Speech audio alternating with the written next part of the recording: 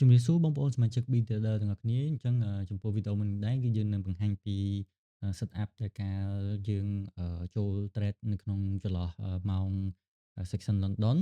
ដែលត្រូវនៅថ្ងៃទី25 ខែ 3 ឆ្នាំ2025ហ្នឹងហើយនឹងផែនការបន្ទាប់ដើម្បីត្រៀម trade ម៉ោង New York អញ្ចឹងដូច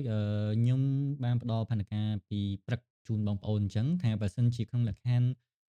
យើងឡើងមកគៀកកន្លែង Share Reversal Key Level ខាងលើនេះហើយមុនម៉ោង Kill Zone ដែលជាប្រឡោះ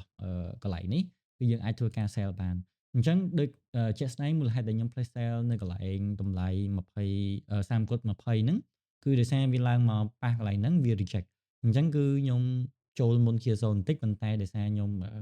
គិត expect ថាម៉ោង London គឺយើងអត់សូវមាន trend នៅក្នុងការអឺយកបានវែងទេអញ្ចឹងបានខ្ញុំបែកជា2 position អញ្ចឹងគឺខ្ញុំចូលនៅកន្លែង position នេះមួយគឺខ្ញុំកាត់ហើយខ្ញុំចាំមើល rejection នៅតម្លៃ 50% នៃពាក់កណ្ដាលកាលពីម្សិលមិញអញ្ចឹងគ្រាន់តែឡើងពាក់កណ្ដាលមកប៉ះពាក់កណ្ដាល 50% នៃម៉ោងម្សិលមិញ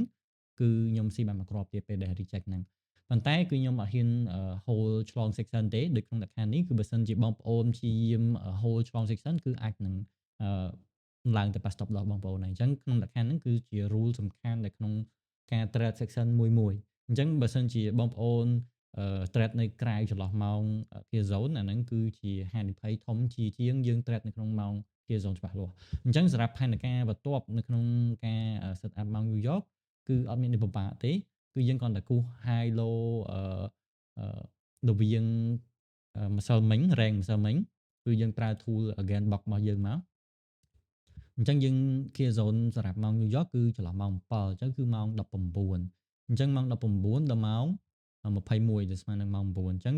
high low គឺចង្អែតប៉ុណ្ណេះអញ្ចឹងគឺ rank 50%គឺនៅចន្លោះកន្លែងហ្នឹងដែរអញ្ចឹងបច្ចុប្បន្នសម្រាប់ខ្ញុំគឺខ្ញុំឃើញថាយើងអាចនឹងឃើញ up trend ទៅវិញបើសិនជាក្នុងលក្ខខណ្ឌវា hold លើ sell reversal ហើយនឹង0.5%នេះអញ្ចឹងបើសិនជាដល់ម៉ោង clear zone គឺ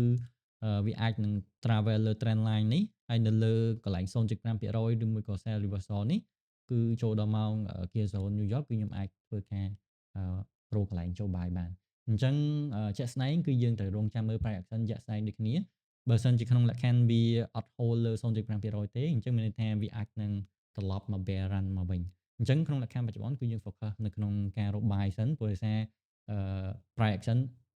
ហាក់ដូចជាឡើងបែក trend នៅកន្លែងតម្លៃ1ម៉ោងបើសិនជាយើងមើលក្រាហ្វ1ម៉ោងគឺយើងឃើញថា impulsive candle នេះគឺវាឡើង break អញ្ចឹងគឺយើងចាំតែ confirm ថាអានឹងជាការ break ពិតប្រាកដឬមួយក៏คล้ายៗនៅម៉ោង Clear Zone ម៉ោង New York អញ្ចឹងសម្រាប់ព័ត៌មានបន្ថែមគឺយើងត្រូវរង់ចាំឲ្យដល់ម៉ោងទាំងអស់គ្នាហើយរៀបចំផែនការ trade ដែលប្រើ risk management ត្រឹមត្រូវអញ្ចឹងអរគុណច្រើនសម្រាប់ការមើលវីដេអូមួយនេះហើយយើងនឹង keep up to date នៅពេលដែលចូលដល់ម៉ោង Clear Zone New York ជាក់ស្ដែងអរគុណច្រើន